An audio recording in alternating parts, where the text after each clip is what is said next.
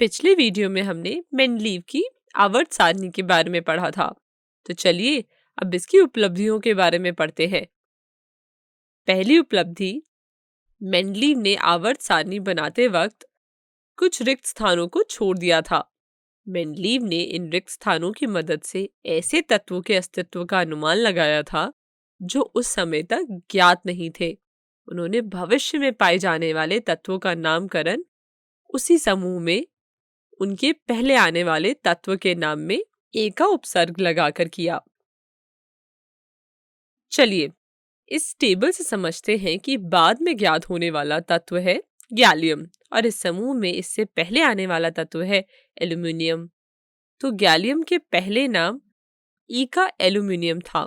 इस प्रकार मेंडलीव द्वारा अनुमानित ई का एल्यूमिनियम बाद में ज्ञात गैलियम के गुणधर्म के समान था। कुछ ऐसा ही स्कैंडियम के साथ हुआ। स्कैंडियम की खोज होने से पहले इसका नाम था ई का बोरोन। तो मेंडलीव द्वारा अनुमानित ई का बोरोन और बाद में ज्ञात स्कैंडियम के गुणधर्म भी समान थे। इसी प्रकार जर्मेनियम का पहला नाम था ई का सिलिकॉन।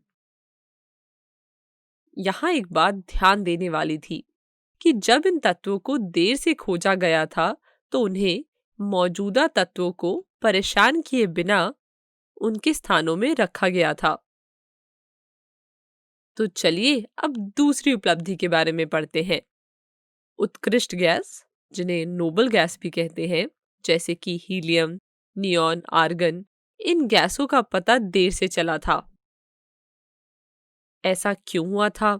क्योंकि ये अक्रिय गैसें होती हैं और वायुमंडल में भी ये बहुत कम मात्रा में पाई जाती है।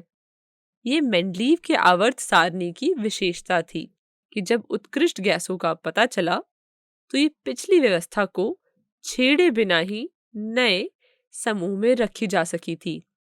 तो कुछ इस प्रकार इन उपलब्धियों से मेंडलीव की आवर्त सारणी की उपयोगिता के ठोस प्रमाण मिल गए थे।